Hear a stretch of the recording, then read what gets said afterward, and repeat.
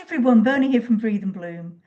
Okay, I've literally just finished work for the day and I was guided to come on and read an extract from the Unrushed Woman, a soulful journey back to yourself. So I'm just going to read the introduction from me to you.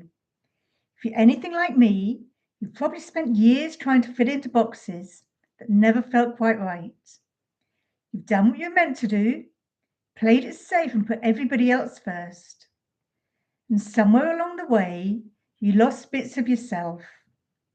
This book is for the part of you that's ready now, not to start over, but to return home, to the version of you that's always been there, waiting patiently, the one who's done the hard work, the one who deserves to slow down and still bloom.